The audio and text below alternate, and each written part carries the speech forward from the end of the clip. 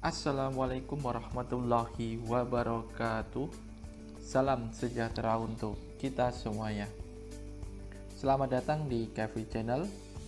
Pada kesempatan kali ini kita akan membahas beberapa soal tryout P3K 2021, yaitu tentang pembahasan pedagogik ya, yang baru saja dilaksanakan.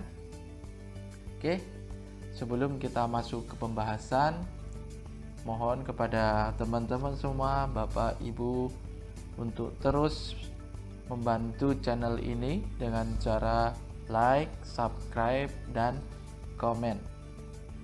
Baiklah, kalau begitu kita langsung ke pembahasan soal yang pertama. Rumusan indikator kunci untuk kompetensi dasar. Menganalisis hubungan antar komponen ekosistem dan jaring-jaring makanan di lingkungan sekitar adalah yang A,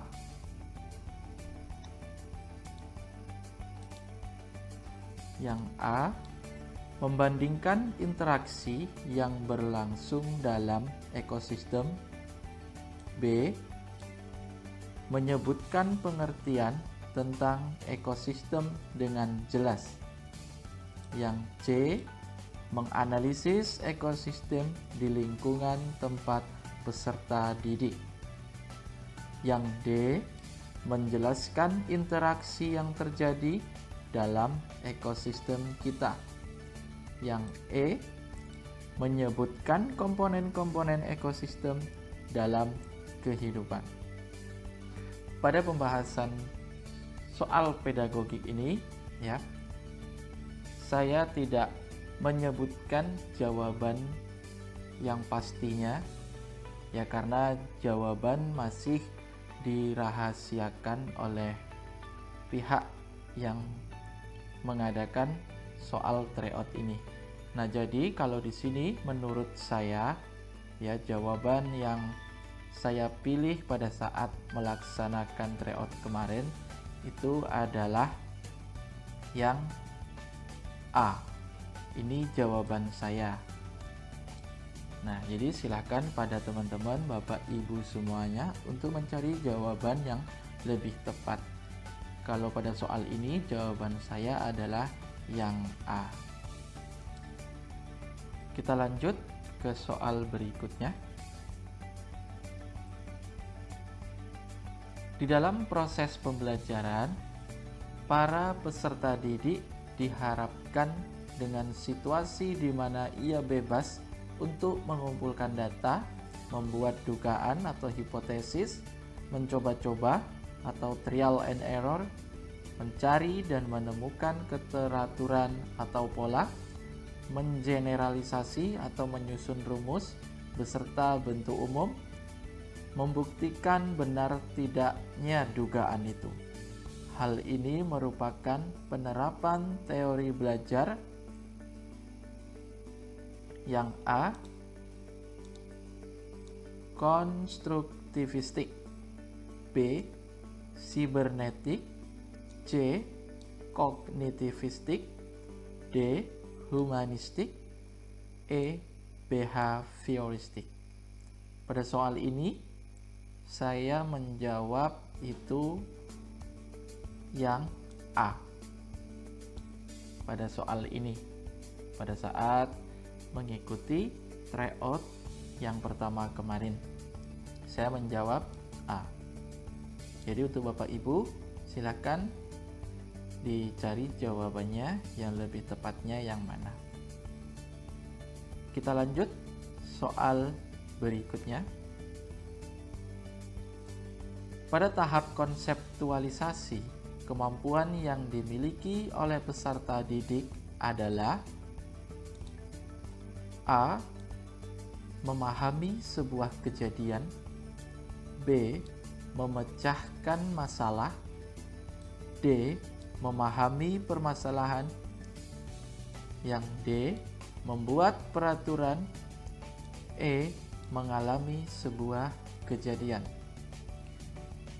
Pada soal ini, saya menjawab memecahkan masalah atau yang B. Jika Bapak Ibu tidak setuju dengan jawaban saya, tidak apa-apa. Silakan Bapak Ibu untuk mencari jawaban mana yang lebih tepat.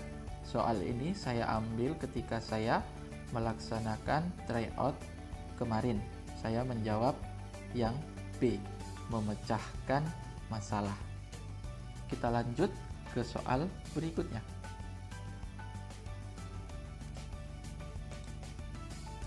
Apabila peserta didik belum siap untuk melakukan keterampilan berpikir tingkat tinggi atau HOTS, maka strategi yang dilakukan guru adalah A. Membangun terlebih dahulu jembatan penghubung antara proses berpikir tingkat rendah menuju berpikir tingkat tinggi. B. Tetap melakukan kegiatan pembelajaran dengan keterampilan berpikir tingkat tinggi dengan meminta peserta didik untuk fokus. C. Mengubah perencanaan pembelajaran yang disesuaikan dengan kemampuan dan keterampilan peserta didik yang heterogen. D. Membentuk kelompok peserta didik dengan kemampuan yang heterogen dalam proses pembelajaran. E. Mengidentifikasi peserta didik baik yang sudah siap maupun yang belum siap untuk mengikuti pembelajaran. Pada soal ini, saya menjawab yang B. Tetap melakukan kegiatan pembelajaran dengan keterampilan berpikir tingkat tinggi dengan meminta peserta didik untuk fokus. Jadi jawaban saya ini tidak bisa dijadikan referensi untuk teman-teman Bapak Ibu semuanya ya, karena belum tentu kebenarannya. Karena kunci jawaban itu belum disediakan oleh pihak-pihak terkait. Kita lanjut ke soal berikutnya.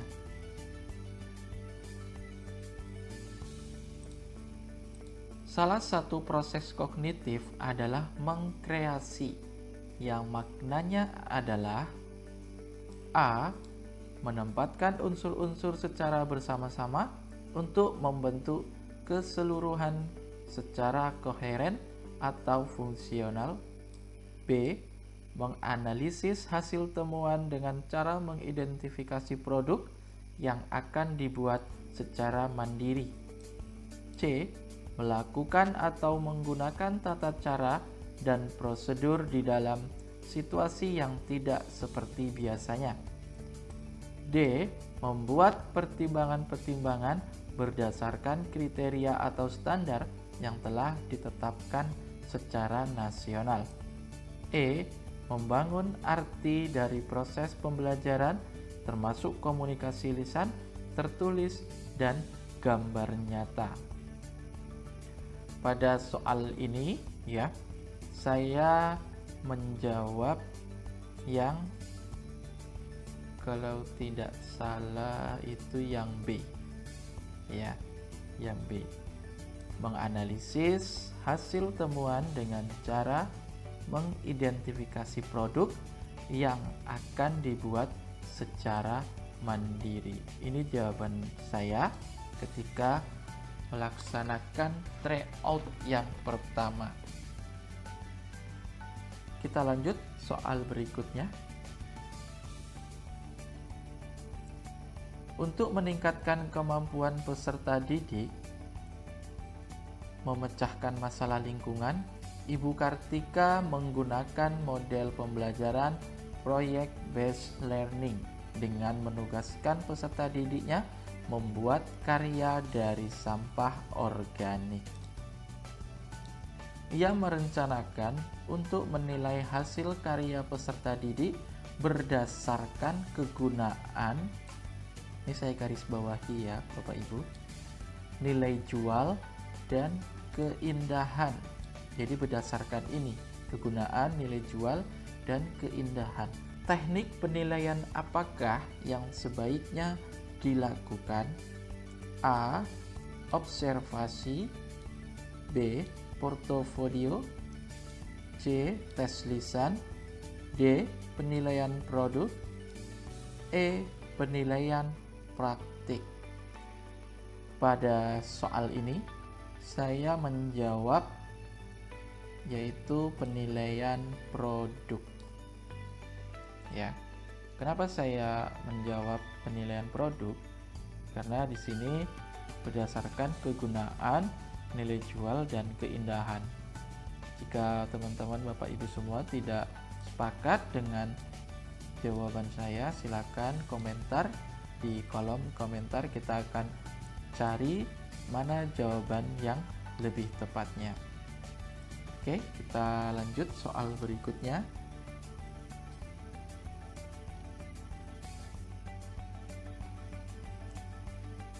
Perhatikan cuplikan berita di bawah ini. Di tengah giatnya pemerintah membangun infrastruktur di mana-mana, ratusan pelajar di Kecamatan Tompobulu, Maros, Sulawesi Selatan harus berjuang mati-matian menuntut ilmu. Bahkan ada yang rela mempertaruhkan nyawa dengan berenang di sungai karena tak ada akses jembatan.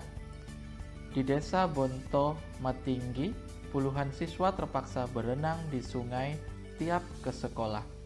Belakangan, wilayah ini pun ramai dikunjungi komunitas relawan peduli pendidikan. Mereka tidak hanya datang mengajar, bahkan mereka menggalang donasi untuk membantu perlengkapan sekolah dan membangun ruang belajar yang layak. Setiap akhir pekan, mereka datang tanpa pamrih, meski harus berjalan kaki hingga puluhan kilometer. Ironisnya, pemerintah tak pernah hadir memberikan perhatian. Manakah pertanyaan yang merupakan soal hot?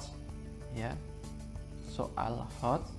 Hot itu adalah cara berpikir tingkat tinggi, ya. Berdasarkan teks di atas. Yang A, apa yang terjadi jika anak-anak di Maros tidak bersekolah? B, apakah pemerintah sudah turun tangan dalam menangani masalah ini? C, mengapa peserta didik di Maros harus berjuang untuk pergi ke sekolah? D, jika Anda seorang kepala desa, apa yang akan Anda lakukan? E, apa yang dilakukan para relawan? Pada soal ini, saya menjawab yang D. Jika Anda seorang kepala desa, apa yang akan Anda lakukan? Ini jawaban saya. Ya. Setelah saya cari-cari jawaban ini di review, ya, sebelum melaksanakan tryout itu ada review, di dalamnya ada beberapa soal. Ternyata soal ini muncul di tryout lagi, ya. Setelah saya lihat, ternyata jawabannya itu seperti ini. Jika Anda seorang kepala desa, apa yang akan Anda lakukan? Oke, kita lanjut soal berikutnya. Gina termasuk anak yang cepat belajar. Prestasi belajarnya hampir pada semua bidang studi di atas KKM. Namun Gina sering mendapat nilai di bawah KKM pada bidang studi menggambar, keterampilan, dan materi pelajaran menulis. Berdasarkan identifikasi faktor penyebab kesulitan belajar Gina diduga disebabkan oleh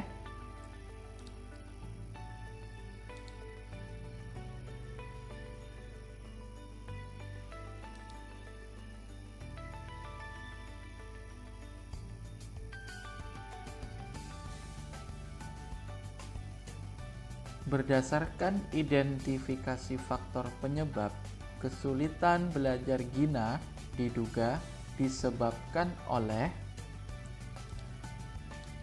yang A, sikap negatif terhadap keterampilan dan menggambar.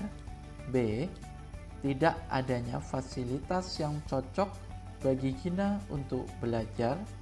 C. Kemampuan motorik halus yang belum berkembang dengan baik. D.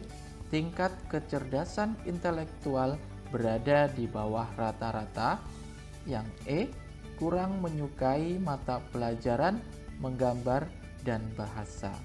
Pada soal ini, saya menjawab yang A.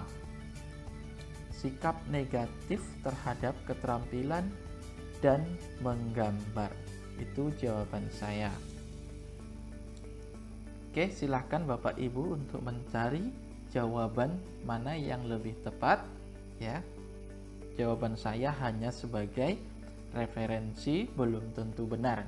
Jadi kebenarannya silahkan Bapak Ibu mencari di modul-modul yang sudah disediakan oleh pemerintah melalui aplikasi Guru Belajar Mandiri. Bisa Ibu cari di situ atau di referensi sumber-sumber lainnya. Baiklah, ini soal terakhir yang kita bahas. Baiklah, kalau begitu terima kasih sudah menonton video ini. Semoga bermanfaat untuk kita semuanya. Mohon dukungan pada teman-teman, Bapak Ibu semuanya untuk terus berkunjung ke channel ini ya, mendukung channel ini, mensupport channel ini dengan cara mengklik tombol subscribe, like, dan komentar. Terima kasih.